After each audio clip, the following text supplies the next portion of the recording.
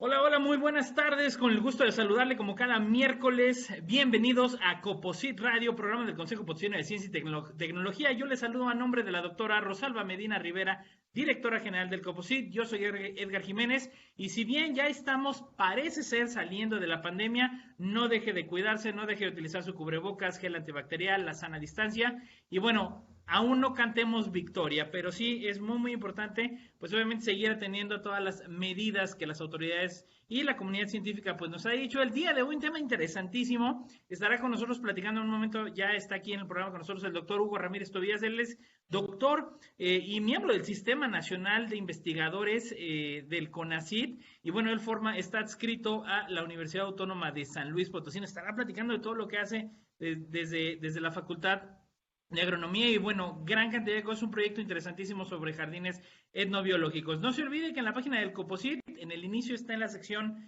de convocatorias abiertas y yo le estaré anunciando una gran cantidad de eventos que tendremos en puerta, bueno, pues ya desde esta semana y toda la próxima semana con el arranque de la Semana Estatal, la tercera Semana Estatal de Ciencia y Tecnología, coordinada por el Coposit, pero es gracias a la suma de esfuerzos de instituciones de educación superior, centros públicos de investigación, grupos de divulgación y organismos gubernamentales. Les estaré platicando un poquito más adelante. Escríbanos a través del Facebook en Magnética FM XHAWD 107.1 MHz. Juvenilmente clásica, ya lo sabe, y sin más, pues le quiero dar la más cordial bienvenida al doctor Hugo Ramírez Tobías. Doctor, muy buenas tardes, bienvenido. Edgar, buenas tardes, gracias por la invitación. Muchísimas gracias, doctor. Y bueno, antes de entrar a este tema interesantísimo que la verdad, híjole, me puse a investigar y dije, no, el doctor ya nos va a desmembrar y a platicar todo el chisme completo de los jardines etnobiológicos, pues arrancar un poquito sobre ese quehacer que usted también realiza y bueno, con la comunidad científica aquí en San Luis Potosí de la Facultad de Agronomía, en materia de investigación. ¿Cuáles son las áreas principales en las cuales pues se está desarrollando en materia de investigación allí desde la facultad? Sí, claro, bueno, mi actividad de investigación se basa principalmente en estudiar plantas y, bueno, plantas que son aprovechadas por el ser humano como plantas cultivadas, pero también plantas que no necesariamente son cultivadas, sino que son plantas silvestres, pero también que tienen el aspecto de que son apreciadas o brindan algún servicio a la sociedad. Entonces también tratamos de interpretar cómo ocurren las interacciones de las plantas con los seres humanos y también de las plantas con el ambiente, ya sea plantas cultivadas o plantas silvestres. Entonces, en esta parte, pues tratamos de entender qué explica el uso que la gente le da a las plantas o también qué explica cómo pueden reaccionar las plantas ante el ambiente. Entonces, también últimamente hemos estado desarrollando otra línea de investigación que tiene que ver con el cambio climático. Entonces, tratamos de entender cómo les irían las plantas en los escenarios de cambio climático que se dice que van a ocurrir en algún tiempo, de tener la tendencia actual, tanto plantas silvestres como plantas cultivadas, y también te comento también cómo las plantas tienen esa interacción con los seres humanos, es decir, cómo se usan para alimento, para medicina o para cosas, para diversas herramientas. Hay muchos usos que le damos a las plantas, entonces en general digamos que en esos temas es donde he estado realizando actividades de investigación. Qué maravilla, doctor, qué maravilla. Y que bueno, también en ese sentido, pues quizá rescatar ese punto tan importante que usted menciona y que bueno, ustedes están abocados también a esa parte, el impacto del cambio climático, ¿no? Escuchamos que hay cumbres, escuchamos que hay hasta manifestaciones, movimientos. Desde la perspectiva, bueno, pues del estudio de los agrosistemas, por llamarlo así, o de los agroecosistemas, que por ahí es esa línea de interés que usted pues finalmente aborda y ese nivel de complejidad, porque pues precisamente son niveles muy complejos de estudio. ¿Cómo estamos en San Luis Potosí? Es decir, ¿qué tanto nos ha afectado pues el cambio climático? Luego hablamos a nivel mundial, claro que afecta, pero por ejemplo, en San Luis Potosí, ¿qué tanto cambio han visto ustedes como usted como científico, pues en materia de depredación? ¿Qué tanto hemos perdido debido al cambio climático? No nada más al cambio climático, a veces a la depredación del ser humano, ¿no? De no cuidar las tierras. el altiplano luego decimos que es que es desierto y no hay nada en el desierto. Y claro que no, el desierto es riquísimo, riquísimo en flora, ¿no? Entonces, en San Luis Potosí, más o menos, ¿cómo estamos parados de qué tan mal o qué tan bien, afectados tanto por el hombre como por el cambio climático? Sí, bueno, es muy amplio también el tema de cambio climático y bueno, no conocemos mucho, pues queremos conocer normalmente mucho más. Eh, pero fíjate que mientras me estabas preguntando, estaba recordando una de las investigaciones que estoy haciendo con uno de mis alumnos, Idris, que también participa en ese proyecto de jardines biológicos, pero con Idris estamos estudiando los maíces nativos en San Luis Potosí, no todos, porque hay bastantes, pero digamos, tomamos algunas muestras de razas de maíces que se cultivan aquí en San Luis Potosí, maíces nativos, y estamos tratando de entender cómo les iría, digamos, para hablarlo de manera simple, cómo les iría a estas plantas en los escenarios de cambio climático donde sabemos que la temperatura va a aumentar. Y entonces tenemos variantes cultivadas de maíz o cultivares de maíz en la zona huasteca del estado, que es una zona cálida, muy húmeda, y luego tenemos hacia el poniente del estado, en la zona media, tenemos también una zona un poco más seca, todavía más cálida, menos húmeda que la Huasteca. Y luego tenemos, donde está la capital y hacia el altiplano, pues tenemos una zona muy seca con un clima que es variable, que es decir, podemos tener temperaturas frías por la mañana o en invierno y muy cálidas por las tardes o en el verano. Y en todos estos lugares, pues hay agroecosistemas que tienen maíz, hay milpas, y bueno, estábamos preguntándonos qué les ocurriría a esas plantas.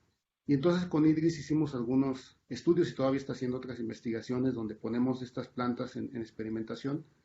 Y bueno, nos damos cuenta que los cultivares que vienen de zonas cálidas pues son más susceptibles por decirlo en términos humanos, de sufrir los efectos del cambio climático y que los cultivares de maíz que están en zonas que son muy variables, que los climas, las temperaturas son más fluctuantes, como acá en el altiplano, digamos que son más tolerantes. Entonces, un poco ahí eso ayuda un poco a entender la pregunta que me decías de cómo estamos. Bueno, pues tenemos una gran variedad de recursos y en este caso de este proyecto que te comento solamente hablando pero bueno, en los agroecosistemas hay una riqueza muy grande plantas que el hombre utiliza. En la naturaleza también hay una riqueza de especies, tanto animales como vegetales, que son útiles al hombre. Y bueno, debemos tener conciencia que existe algún riesgo de que puedan afectarse estas especies y por consecuencia, por la misma relación que tienen con el ser humano, pues podrían afectarnos. Debe continuar con esta forma de vida que tiene la sociedad. Hay que cambiar algunas cosas cuando nos damos cuenta que hay algún riesgo, ¿no? Claro, claro, importantísimo y que bueno, ya estaremos platicando al respecto y también de estos avances y pues cómo impulsan ustedes a los jóvenes pues en materia de los agroecosistemas, en materia de investigación y entender pues todos estos sistemas complejos. Ahora me gustaría pues precisamente que vayamos entrando un poquito en materia, ya retornaremos pues de toda la vastedad de actividades que desarrollan desde la Facultad de Agronomía. ¿De dónde nace? Si de alguna convocatoria, a veces dicen de alguna reunión y que esas reuniones son muy productivas luego porque cuando se junta la academia, el gobierno, la sociedad, los diferentes ámbitos que suman esfuerzos, pues bueno, definitivamente el resultado siempre es muy, muy positivo, ¿no? Y no se diga desde la máxima casa de estudios. ¿De dónde nace este proyecto? Y digo, y ya estaremos hablando pues más a detalle en qué consiste, de jardines etnobiológicos, doctor.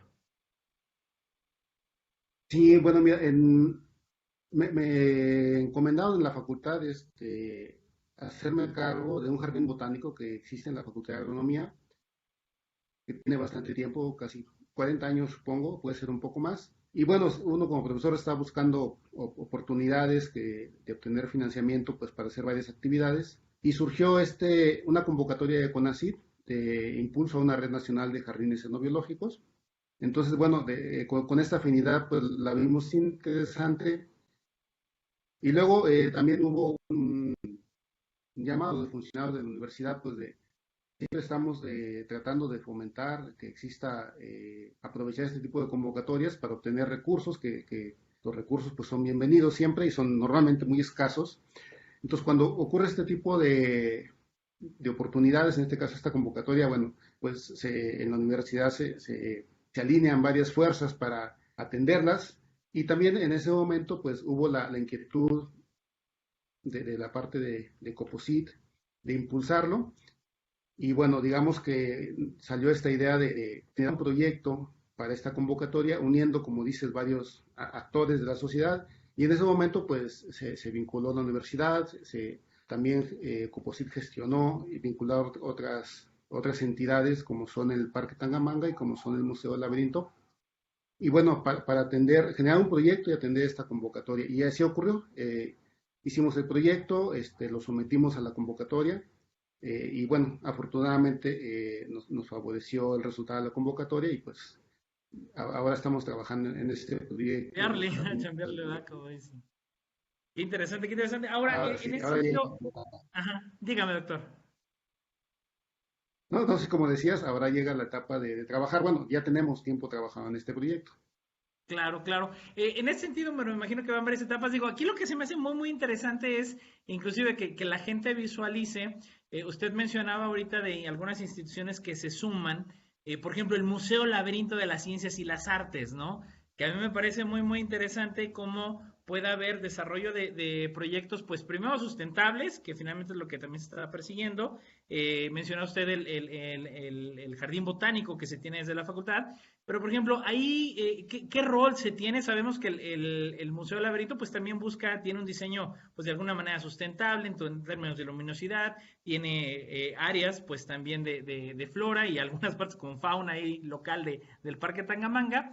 En ese sentido, ¿cómo va a ser el rol de esta participación? O inclusive partir, yo creo, valdría más la pena arrancar ahorita sobre qué tipo de actividades, ¿no? En qué consiste desarrollar eso, ¿no? ¿Qué tipo de actividades se van a desarrollar? Pues en esta primera fase, me imagino.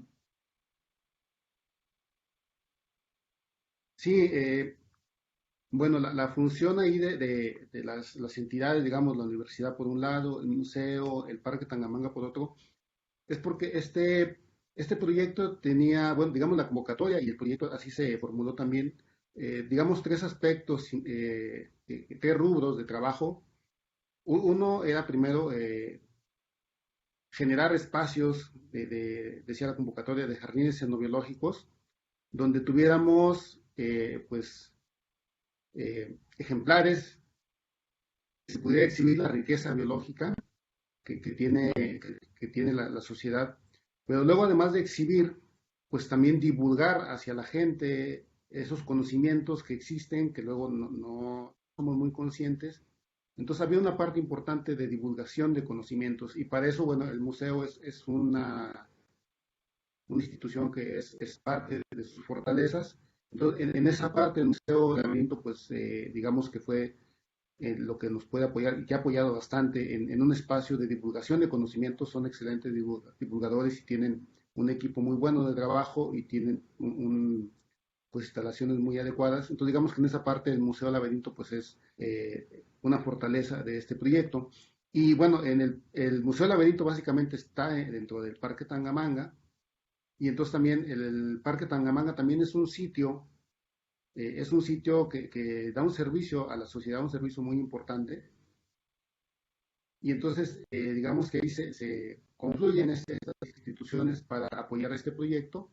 Y bueno, en el Parque Tangamanga también hay otro jardín botánico de la Universidad Autónoma de San Luis Potosí, que ya existe, está bastante bien el jardín botánico y está cerca del Museo del Laberinto, muy cerca. Entonces, la idea que se impulsó era, bueno, tenemos ahí el museo, el parque, y está el jardín botánico muy cerca y es posible generar una conexión entre el Museo del Laberinto y el parque y el jardín botánico que está también ahí en el Parque Tangamanga. Y bueno, todo eso generaría oportunidades de divulgar hacia la sociedad todo ese conocimiento de las plantas y no solamente de que existan plantas y que son muy bonitas, sino de que tienen un interés humano, de que dan servicios a la sociedad, porque eso es la etnobiología, ¿no? La interacción de los seres vivos con el hombre. Entonces, digamos que así fue como fue generándose. Y bueno, la universidad también, pues coordinando todo este tipo de esfuerzos. y en la generación de conocimientos, que es lo que hacemos los profesores. Claro, claro, absolutamente. Acompáñeme al primer corte, doctor. Estamos platicando con el doctor Hugo Ramírez Tobías. Él es doctor en botánica por parte del Colegio de Posgraduados en Ciencias Agrícolas e investigador de la Facultad de Agronomía de la Universidad Autónoma de San Luis Potosí. No se vaya, estamos iniciando Coposit Radio. Entrando nuevamente a Coposit Radio, le quiero dar la bienvenida y bueno, muy importante, yo le quiero avisar, primero ya vaya listando usted la agenda y desde esta semana quiero informarle que bueno, el Consejo Potosino de Ciencia y Tecnología y el Sistema de Ciencia, Tecnología e Innovación del Estado de San Luis Potosí, el CICITI, le invitan a la conferencia Infecciones Endémicas con el doctor Adolfo Martínez Palomo. Él es investigador del Departamento de Infectómica y Patogénesis Molecular del CIMBESTAB y bueno, esta charla será el viernes 15 de octubre a las 12 horas, ya este viernes. No se puede perder esta charla y como siempre ya lo sabe a través del Facebook Live y YouTube del Coposit, la conferencia Infecciones Endémicas con el doctor Adolfo Martínez Palomo del CIMBESTAB. Y también le quiero anunciar, esto es marco anuncio y gran invitación a toda la población, inclusive también a los que nos escuchan y nos ven en Dolores Hidalgo, Guanajuato. Inicia este lunes 18 de octubre la tercera semana estatal de ciencia y tecnología en el marco de la primera Semana Nacional del Conocimiento impulsada por la Red Nacional de Consejos y Organismos Estatales de Ciencia y Tecnología. Y bueno, va a haber, por parte de San Luis Potosí, nada más déjeme decirle, va a haber más de 250 actividades entre cápsulas, talleres, charlas, mesas de diálogo, paneles, bueno, una gran cantidad de actividades. Esto se realizará también a través de las redes sociales del Coposit, Facebook Live y YouTube. También le estaremos anunciando la página web en la cual usted podrá consultar toda la información. Y bueno, las actividades serán desde las 10 de la mañana hasta las 7 de la noche. No se puede perder todas las actividades de la tercera Semana Estatal de Ciencia y Tecnología. Maestros, consulten las redes sociales, estaremos notificando precisamente ahí el programa para que usted vea qué le va a encargar a los jóvenes de primaria hasta de preescolar. Tenemos actividades, y bueno, esto es una suma de esfuerzos de 16 instituciones de nivel estatal entre gobierno, academia, empresa y sociedad,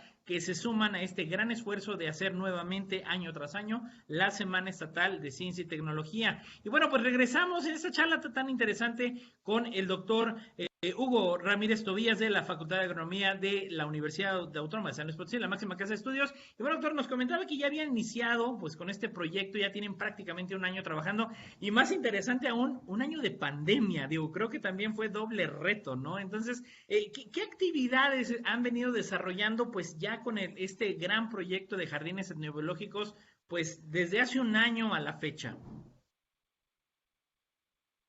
Sí, bueno, planteamos un proyecto en un escenario donde no había pandemia todavía, y era un proyecto que incluía actividades con personas, ¿no? En esta parte de divulgación del conocimiento, bueno, obviamente divulgar implicaba tener interacción con personas, realizar cursos, talleres, pero bueno, se nos vino luego la pandemia y resulta que toda interacción entre personas quedó pues limitada.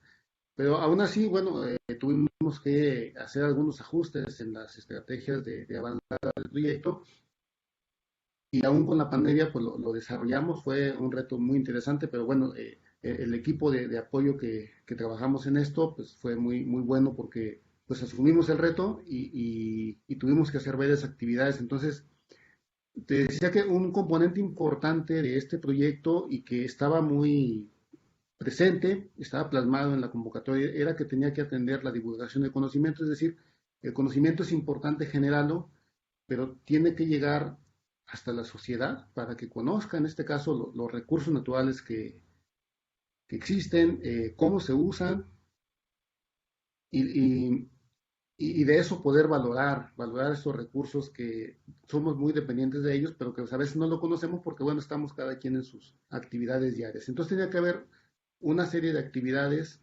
dirigidas a divulgar conocimiento y para eso creamos un programa que le llamamos el Foro Etnobiológico. Entonces comentaba que había 3 instancias que trabajan en este proyecto: el Museo Laberinto, el Parque Tangamanga y la universidad. Se formó y se firmó un convenio de colaboración para trabajar este proyecto. Y para la parte de divulgación, para una parte de divulgación, creamos este programa del Foro Etnobiológico que consiste, todavía está, durante este año estuvimos trabajando, cada mes se generaba una conferencia que bueno, en un principio esta conferencia se había previsto que fuera en el Museo Laberinto, en una de sus salas que tiene, pero bueno, por la pandemia tuvo que cambiar el formato y solamente la primera conferencia fue presencial y las siguientes conferencias fueron a través de una plataforma. Y bueno, otra de las adecuaciones fue que, bueno, y nos fue bien porque nos tuvimos que eh, sumar a este rol de las redes sociales y abrimos nuestra página de Facebook, Jardín Biológico SLP, y a través de esta página pues estamos también difundiendo conocimiento y las actividades que hacemos. Entonces las conferencias las, las subimos a esta página de Facebook y cada mes estamos generando una conferencia que son sobre el conocimiento etnobiológico. Entonces, por ejemplo, una conferencia fue sobre la flora melífera, la importancia de las abejas para la humanidad. Eh, Otra fue sobre la alimentación infantil, cómo es la alimentación. Entonces, hicimos un programa, invitamos varios especialistas de diferentes áreas que hacían estas conferencias y se estaban impartiendo y todavía de hecho están cargadas ahí en la página de Facebook, están disponibles en esta red social, cualquiera puede encontrarlas y puede verlas. Fueron 10 conferencias, van a ser 10 conferencias, todavía tenemos este mes y el próximo mes otra conferencia y cada mes también se hacía un taller. El taller sí pudo hacerse presencial en el Museo Laberinto, obviamente con todas las medidas sanitarias recomendadas. El museo también nos apoyó bastante con esta cuestión sanitaria, grupos pequeños, grupos reducidos, y es un taller dirigido básicamente a público en general, porque se trataba de eso, se trata de divulgar el conocimiento, de ofrecer, en este caso, a los visitantes del museo, pues, este conocimiento que se genera y cosas muy básicas. Muchos visitantes del museo también son niños, entonces eran talleres bastante básicos, como por ejemplo tipos de flores, cómo se hace la propagación de árboles frutales, las plantas medicinales. En un momento, te decía, comenzamos con talleres y básicamente estos talleres pues son impartidos por estudiantes, alumnos que se unieron al proyecto para hacer esta actividad. En un caso sí tuvimos que modificar de formato, un semáforo epidemiológico cambió a rojo y no se pudo hacer ninguna actividad presencial. Y bueno, lo que hicimos en ese caso fue hacer una videocápsula, porque en ese caso el taller que se iba a presentar era sobre la elaboración del colonche, ¿no? El colonche es una bebida que se elabora tradicionalmente, que se elabora desde tiempos prehispánicos a partir de la tuna, ¿no? Y San Luis, pues digamos, es un lugar donde se caracteriza por la presencia de tuna que se recolecta en el campo y a partir de ella se hace una bebida que se llama colonche. Entonces, incluso este video, pues también lo vamos a poner aquí en la página de Facebook para que la gente conozca cómo se hace, cuáles son algunos tips para hacerlo y cuál es la importancia de esta bebida que te decía. Es una forma de valorar los recursos que tenemos y de conocerlos también. Pensamos que luego no todos conocemos este tipo de recursos que disponemos.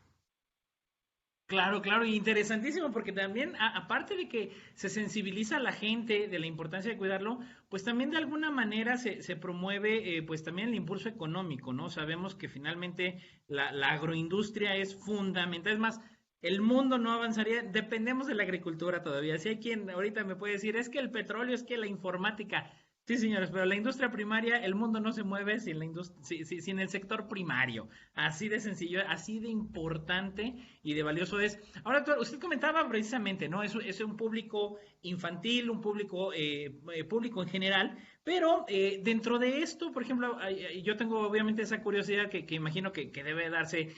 eh, no es lo mismo, obviamente, un jardín etnobiológico en Chiapas, dadas las características del tipo de planta, de frutas. Por ejemplo, aquí en San Luis Potosí, en qué somos fuertes o qué es lo que se da de manera, pues, ya lo que encontramos de forma endémica, ¿no? Es decir, imagino que aquí debe haber ciertas particularidades de aquí en San Luis o en esta región, hay estas plantas versus, pues no es lo mismo verlo en Oaxaca, en Baja California, en Chiapas, en Yucatán.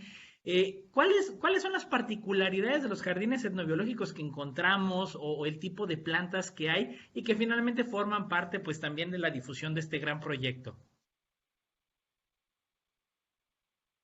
Sí, bueno, es que en San Luis Potosí también tenemos en el estado completo de San Luis Potosí tenemos una muy buena representación, digamos, formas biológicas o de ambientes ecológicamente muy interesantes y diversos. O sea, tenemos desde zonas muy altas de montaña, donde hay bosque de coníferas, donde suele ser mucho frío en el altiplano, pero también tenemos lugares muy cálidos, como en Ébano, digamos.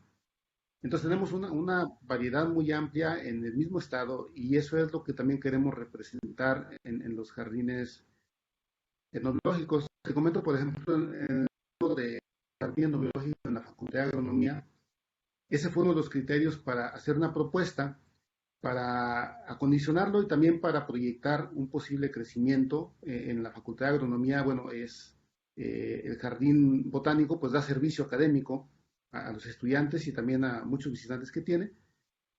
Entonces, una de las propuestas que impulsamos fue de generar un diseño de crecimiento donde pudiéramos representar la riqueza biológica del Estado, porque actualmente tenemos representados algunos tipos de vegetación propios de esta zona semiárida altiplano, como los matorrales, pero también queremos representar comunidades que son más cálidas, de ambientes más cálidos y más húmedos, como las que encontramos en la Huasteca. Entonces, sí hay algunas diferencias que podemos notar entre otros lugares, otros estados, pero aún así, dentro del mismo estado tenemos una riqueza muy amplia formas de vida, de recursos, de plantas, de animales, que es necesario que conozcamos y que es necesario que sepamos qué uso les ha dado el ser humano desde el punto de vista histórico como actualmente, porque bien decías, pues no podemos comer petróleo, nos Es alimentamos de plantas, de productos vegetales.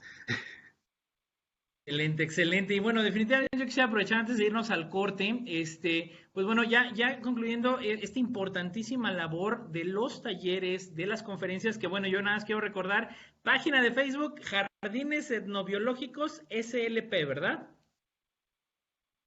UASLP. Perfecto, perfecto. Y bueno, antes de irnos al corte, actor, digo, no sé, ahorita si me está escuchando, si parece que sí, aquí lo estoy viendo perfectamente. En este sentido, ¿qué se esperaría, bueno, en la continuidad? Digo, ya es un año de trabajo y digo, uno podría decir, no, pues es poquito, es muchísimo chamba y más con en el ambiente científico entre que, como usted bien decía, la situación de los recursos definitivamente está difícil y si bien, bueno, pues sabemos que las multas electorales se van a ciencia y tecnología y es el caso de San Luis Potosí.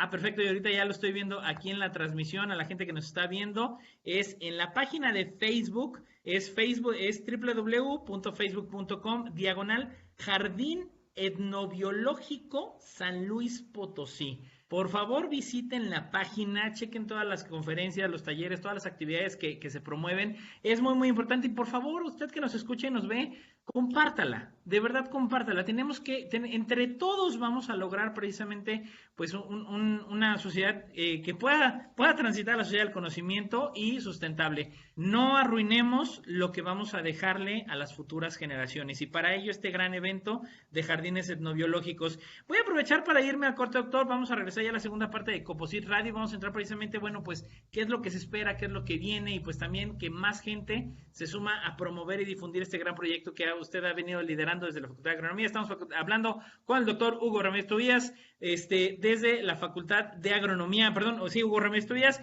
Regresamos en un momento y llegamos a la mitad de Composite Radio.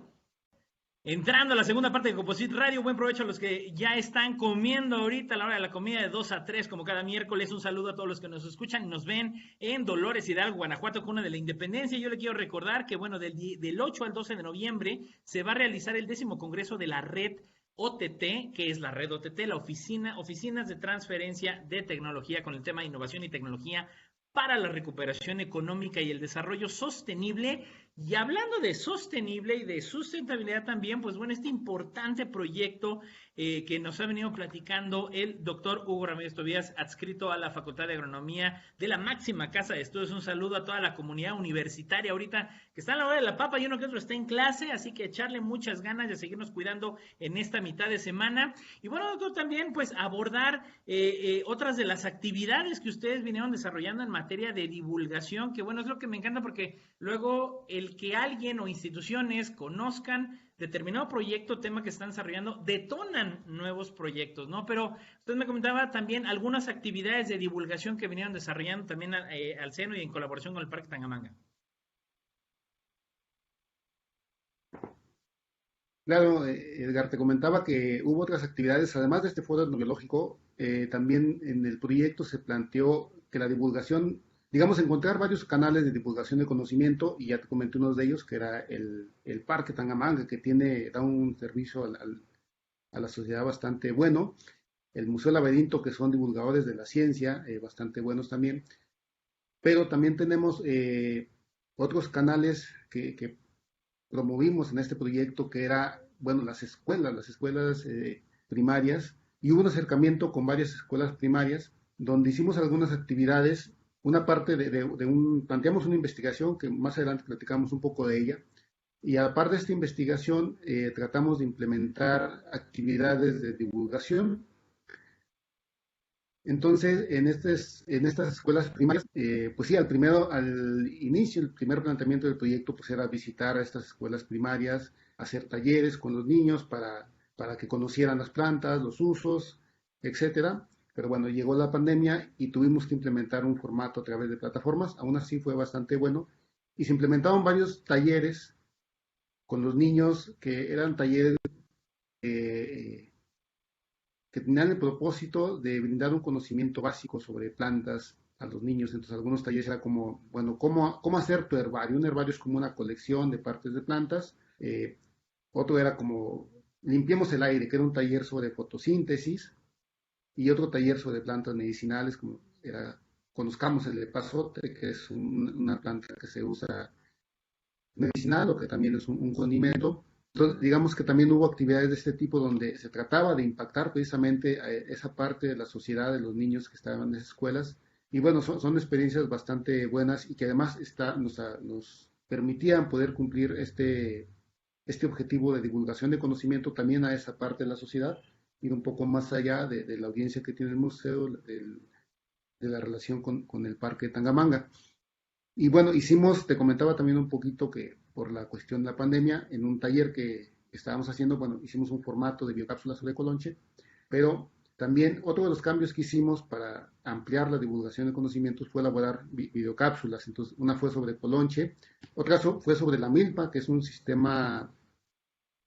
agroecosistema tradicional bastante interesante, que tiene ya, así que podemos decir, miles de años que se desarrolló por el ser humano, y que existe, y si existe es porque es útil. Y otro video que por ahí va a estar circulando ahora que llega el Día de Muertos, que es sobre Chantolo. Esta actividad Ah, que qué ocurre en la bien. Huasteca, y donde las plantas tienen un protagonismo principal. Hay casi 20 especies de plantas que usan para hacer el altar, para adornar.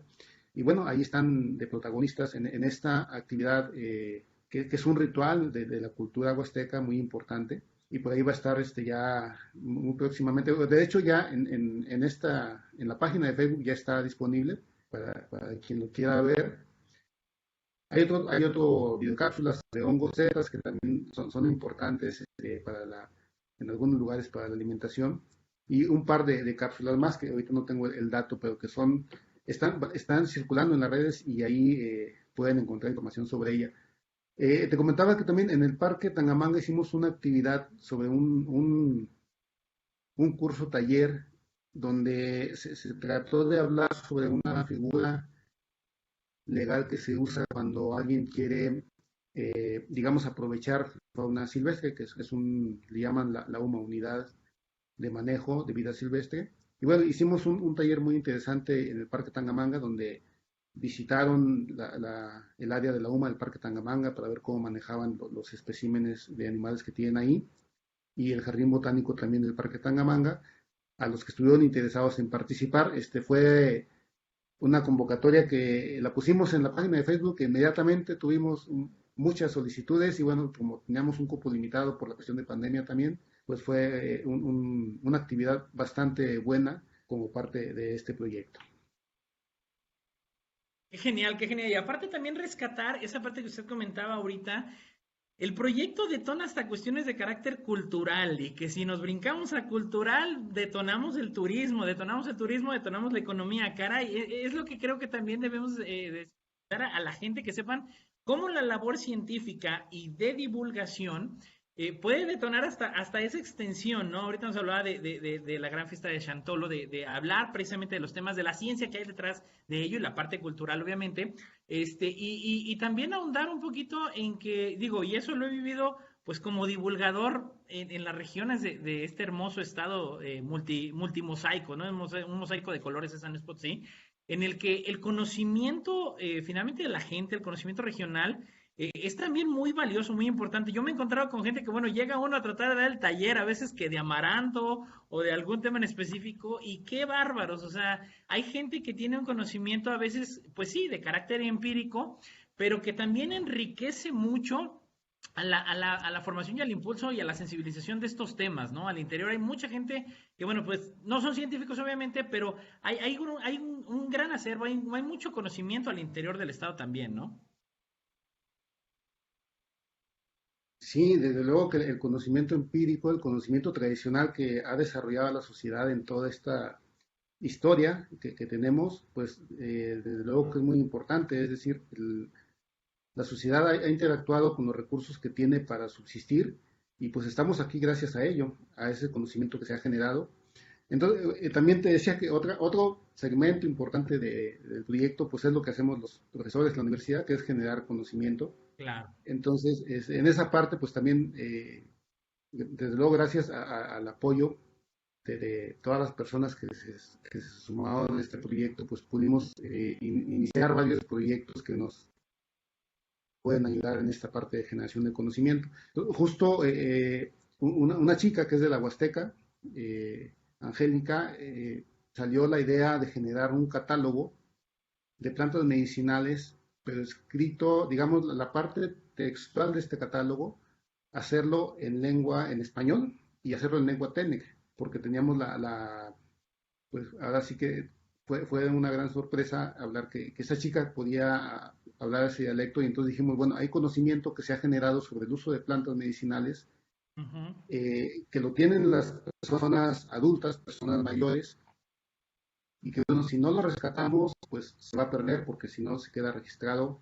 El conocimiento empírico se va transmitiendo de generación en generación, pero solamente que ahora tenemos este fenómeno que los jóvenes emigran a las ciudades, a la escuela, a otras actividades, y entonces ese conocimiento que se ha desarrollado, pues si no se registra se puede perder. Entonces con Angélica ha hecho ya un buen trabajo porque genera una imagen de la planta, una descripción botánica la planta, una descripción de los usos y para qué padecimiento se recomienda usar según el conocimiento tradicional y todo esto lo va registrando en español y en técnica. Entonces, además, este catálogo de plantas pues puede ser útil para los que hablamos español y para los que hablan técnica. Y también es una forma de registrar y recuperar estos conocimientos muy importantes que se han generado a través de mucho tiempo sobre las plantas medicinales en este caso. Fíjate que hicimos en esta actividad que tuvimos con las escuelas, regresando a la interacción con varias escuelas primarias, también teníamos una pregunta de cómo es el conocimiento de los niños sobre las plantas y sobre el uso que damos a las plantas, sobre la etnobotánica. Entonces, en estos talleres generamos una serie de encuestas que nos permitían saber si conocían las plantas, si les poníamos alguna imagen, sabían qué era, si poníamos, no sé, digamos una planta de maíz, una planta de frijol, una planta medicinal. Y bueno, se fue haciendo una encuesta. Ahora utilizamos también estas aplicaciones que nos brindan las plataformas que facilitaron ese trabajo. Y en esa interacción, pues hicimos una investigación para saber cómo está el conocimiento que tienen los niños de las plantas. Entonces, ahí se conformó un equipo muy padre de personas investigadoras en el área de psicología, en el área de biología, y unos chicos bien entusiastas que apoyaron con las encuestas y con los talleres, y queremos evaluar Ahí hicimos una encuesta, fueron como 300, casi 300 niños que encuestamos con esta evaluación y que queríamos saber cómo es el conocimiento que tienen los niños que están en escuelas urbanas, en escuelas rurales, en escuelas públicas y en escuelas privadas sobre las plantas, ¿no? Entonces hay resultados bien interesantes que nos dicen cómo está ese conocimiento de los niños. Hay algunas tendencias interesantes que estamos desarrollando para ir trabajando un poco más en esos aspectos. Y bueno, eso también nos serviría luego para redirigir los próximos talleres que hagamos hacia qué áreas de oportunidad hay para generar un mayor conocimiento en los niños, ¿no? Porque es muy importante, como decíamos, que conozcamos y desde luego, qué mejor que también los niños ya desde chiquitos vayan aprendiendo. Esto fue un trabajo desarrollado con niños de primaria entre, digamos, 9 y 11 años. Hay otros proyectos que estamos trabajando en esta parte. Ya te comentaba del trabajo de cambio climático en maíz, aunque en este caso ya cambiamos un poco el enfoque y no solamente pusimos el énfasis en maíz como un solo cultivo, porque realmente el sistema es un sistema más complejo, ¿no? No solamente tiene maíz, sino que tiene frijol, tiene calabaza, tiene chícharo y tiene una serie más de plantas que el hombre ha permitido que evolucionen en ese sistema porque de él obtiene beneficios. Entonces ya no nos preguntamos solamente, bueno, ¿y qué le pasa al maíz? ¿Qué le va a pasar a la milpa en el cambio climático? Entonces ahora es estudiar este ecosistema como un sistema más complejo y tratar de entender qué va a ocurrirle, ¿no? Porque sí, es un sistema bien interesante desde el punto de vista agronómico, desde el punto de vista ecológico, pero también desde el punto de vista cultural, porque finalmente el hombre fue quien lo creó para producir alimentos, para producir diferentes tipos de alimentos que apoyaban una adecuada nutrición, porque digamos que el maíz aporta una parte de la nutrición, el frijol aporta otra, y las verduras que están asociadas, la calabaza, el mismo quelite, el amaranto también están ahí, y digamos que complementan toda la alimentación del ser humano. Entonces, como decías, tienen los diversos enfoques, ¿no? El cultural, el ecológico, el agronómico. Entonces, también es un proyecto que iniciamos y bueno, vamos a ir desarrollando qué ocurriría con el cambio climático. Ahí hay dos chicos, un chico que está terminando su doctorado, Idris, y una chica que está empezando sus estudios de maestría, Mariana, que va a iniciar este proyecto y vamos a tratar de mejorarlo. Y hay otra propuesta interesante que tiene que ver con el uso del agua, con el uso eficiente del agua, porque pensamos, bueno, vamos a tener en algún momento, son proyectos que tienen un desarrollo a mediano plazo, y pensamos tener, en el caso del Jardín Botánico de la Facultad de Agronomía, más áreas donde existan una comunidad vegetal que represente diferentes ambientes, ¿no? ¿Y cuál sería la forma más adecuada de utilizar el recurso del agua para mantener estas comunidades vegetales? Entonces ahí con otro colega, el doctor Mauricio, y su alumno, Josafat, pues están desarrollando todo un procedimiento muy interesante agronómico para decir, bueno, ¿cómo es la forma más adecuada de generar una irrigación en estos pequeños espacios donde se coleccionan plantas, pero para tener un uso eficiente del agua, ¿no? Entonces es un proyecto también bien interesante que estamos desarrollando y que esperemos salga muy padre. Ahorita no tenemos resultados de ello, pero más adelante seguramente los tendremos. Y hay otro proyecto que se planteó que tiene que ver con el uso alimenticio de las plantas en los mercados y supermercados en la ciudad. Entonces ahí nos preguntamos, bueno, qué tanta riqueza o diversidad hay en las plantas que se van a consumir, a comprar, perdón, al mercado? Si lo vamos a comprar a un mercado como la Central de Abastos o a un supermercado, que es una tienda donde encontramos muchas cosas. Queríamos ver cómo es, si cambia la riqueza o la diversidad de plantas y de dónde vienen.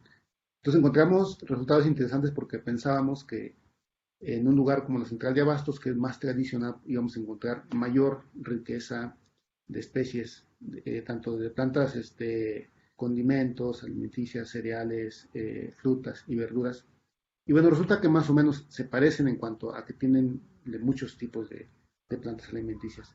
Pero en lo que sí se diferencian es que, por ejemplo, los productos que podemos encontrar en un mercado como la central de abastos, pues proceden de lugares más cercanos, es decir, más locales o más regionales, y los que encontramos en los supermercados, pues proceden incluso de otros países. Bueno, ¿y esto qué tiene que ver? Luego nos preguntamos, bueno, tiene que ver con que los productos en ese transporte pues generan huella de carbono, ¿no?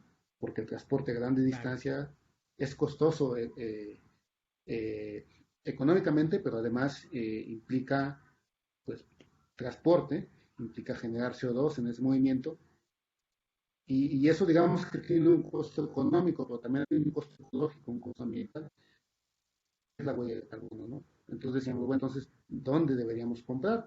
Bueno, ya con eso nos damos un poco cuenta de la importancia de estos sistemas de distribución de alimentos. Y por ejemplo, también, bueno, y si queremos nosotros apoyar a los productores locales, ¿dónde vamos a comprar?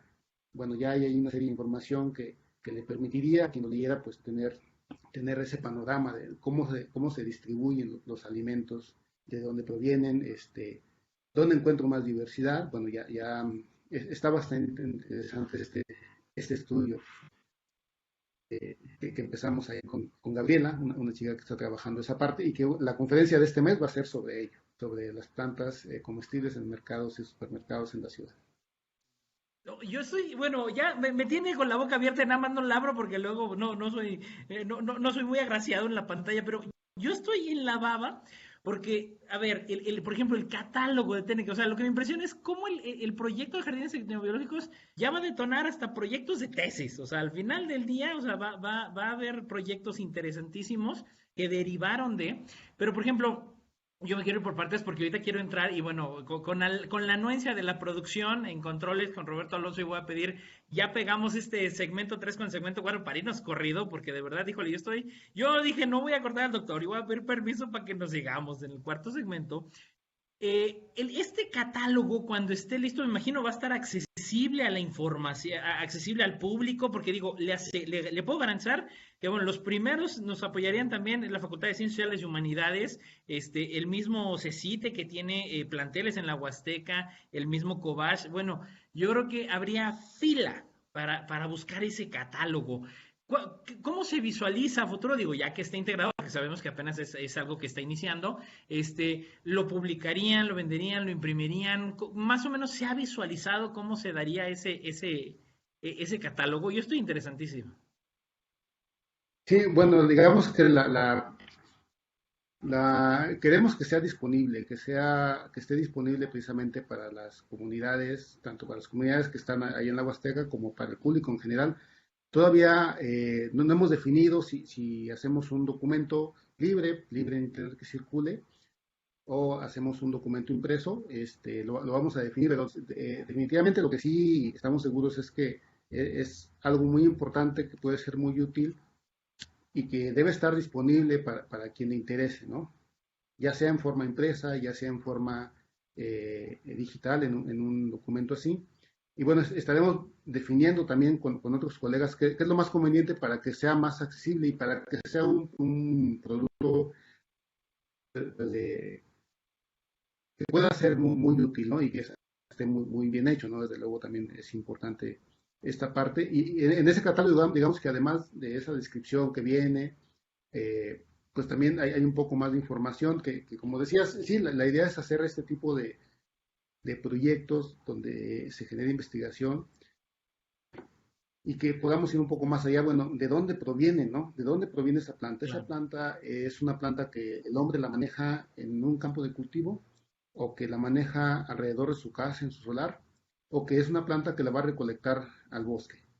Porque entonces diríamos, bueno, pues si la va a recolectar al bosque, tenemos que cuidar el bosque porque ahí hay esta planta importante usada para algún padecimiento, o bien si es de un campo de cultivo, ocurre luego que los, decía, comentaba hace rato que los jóvenes luego emigramos a las ciudades y entonces Mm, el trabajo agrícola que realizan, pues ya no hay quien lo realice. y entonces ese campo de cultivo en el futuro, pues ya no tendría, se quedaría abandonado y ese recurso que el campesino que lo trabajaba, que lo fomentaba, pues a lo mejor ya no se va a encontrar como se encuentra ahora. Es decir, esos recursos están vinculados a la actividad del ser humano y entonces conocer, conocerlos, en este caso las plantas medicinales, para qué se usan y conocer su procedencia, pues también nos sirve para documentar, además de cómo se usan, de dónde provienen y cuáles son los ambientes que necesitamos como sociedad, pues entender que son importantes porque los usamos, aunque sea de una manera indirecta. Claro, ¿no? Y también aprovechar, yo quiero brincar ahora a esta última línea de investigación, proyecto que está emanándose, que es precisamente la comparación entre los mercados y la adquisición de las frutas. Bueno, le digo, yo estoy pero en la baba porque todo el mundo vivimos los mitos de si mercado de abastos o no, el mercado afuera del Tangamanga 2, o ponte en el mercado de los viernes allá en Muñoz, o vete al centro comercial y no es que en tal centro comercial está más barato, no, pero acá está mejor. Y luego también, pues sabemos luego que lo mejor se va siempre de exportación y luego nos ponen lo más feo, ¿no? Que andas comprando la canasta de fresas y hasta arriba te ponen las más bonitas, gorditas, cachetonas y hasta abajo así ya todas las feas, ¿no? Entonces, entiendo que hay toda una serie, pues, de creencias, de mitos y también de realidades que existen en este contexto del huerto a la casa, ¿no? Incluso hoy día estamos viendo cómo ya le venden a uno la fruta por internet, o sea, inclusive esa manzana que uno vio en el internet, esa es la misma manzana que nos trae, o he escuchado, por ejemplo, usted me apoyará en esa parte, doctor, que luego congelan durante determinado tiempo alguna fruta, por decir las manzanas, pensando que engañan el tiempo, le engañan en el tiempo y dicen, no, estas manzanas ya tienen como un año congeladas y aún así están buenas, ¿no? Es decir, hay una gran cantidad de actividades, mitos y realidades que existen detrás y que bueno, esto es valiosísimo, ¿no? Que vamos rescatando y digo, me llama la atención cómo ustedes fueron detonando y ustedes van liderando esta parte en los jóvenes. Antes de finalizar, doctor, también a mí me gustaría entrar un poquito en esta parte de lo que ustedes también, pues, ahondan ya en la misma facultad, aparte de estos proyectos que nos comentó que detonaron, todas las actividades de divulgación que primeramente Dios esperemos. Bueno, también inclusive quiero aprovechar, ¿no? No, sin que se me escape. ¿Qué se esperaría a futuro o hacia dónde transitar, cómo darle continuidad a este gran proyecto de jardines etnobiológicos? Porque si al primero ya detonó en 4, por ejemplo, proyectos que están incipientes y que se van a empujar, pues no me quiero imaginar, como dicen, el volumen 2, ¿no? La película versión 2, pues esto va a ir incrementándose. Desde su punto de vista, ¿cuál es esa visión que se esperaría a futuro? Pues en darle continuidad a jardines etnobiológicos y que pues detone estas líneas de investigación tan interesantes. Bueno, esta convocatoria que emitió CONACYT comentaba que tienen una visión, digamos, a mediano plazo para seguir apoyando, digamos, estos proyectos de jardines biológicos. Entonces, también en ese sentido, por ejemplo, los diseños, las propuestas de diseño físicas para crecimiento, tanto en la Facultad de Agronomía como en el Parque Tangamanga, pues, trataban de generar valga la redundancia, un diseño que puede irse apoyando en el mediano plazo con acondicionamiento, con establecimiento de plantas y con actividades como estos proyectos que ya te comenté, que digamos, algunos van más avanzados, otros menos avanzados, pero que pueden generar estas líneas de generación de conocimiento. Había otros proyectos que también, antes de que a comentar, que era sobre algunas plantas que son muy especiales por su presencia en ambientes muy particulares, como algunos que hay aquí en Altiplano, los zacates de suelos yesosos, donde son plantas muy especializadas que también estamos conociendo en un proyecto con otra chica de la Facultad de Ciencias, con Glenda, y otro proyecto sobre encinos enanos. Cuando nos imaginamos un encino, nos imaginamos un arbolote.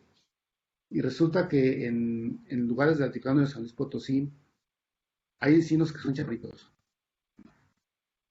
Desde luego están cumpliendo una función ecológica importante en el hidrológico, en conservar el suelo, en la erosión, y que también queremos conocer cómo funcionan y cómo podemos propagarlos y luego traerlos a los jardines para coleccionarlos, pero también generar conocimiento de cómo pueden llevarse a diferentes lugares que alguien quiera tenerlos, digamos, en la ciudad, en su jardín, en los parques, etcétera.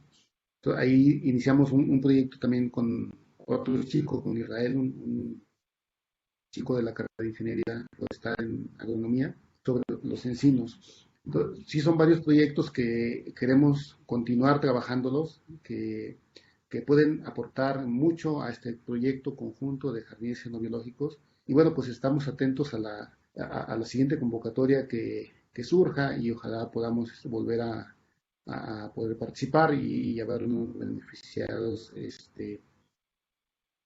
una iniciativa como este tipo, porque son proyectos que tienen enfoques múltiples y que nos ayudan en obtener, uno como investigador, en tener diferentes formas de generar conocimiento. Y también ha sido interesante esta forma de divulgación, ¿no? A través del Museo Laberinto, a través de estos talleres donde nos dirigimos directamente a varias escuelas primarias. Y bueno, es una experiencia agradable, buena. Qué maravilla, de veras, ustedes son un claro ejemplo y bajo su liderazgo, doctor, de cómo cuando se hacen cosas para bien en beneficio de la sociedad y con la suma de voluntades se da. Y de verdad yo quiero aprovechar este espacio para no nada más hacer este llamado a CONACYT de que siga promoviendo esta convocatoria. Yo creo que desde las entidades también tenemos que tener este pronunciamiento de que se sigan apoyando estos importantes proyectos, pero también un llamado a la misma sociedad civil, cámaras empresariales, la industria, gobierno municipal, gobierno estatal.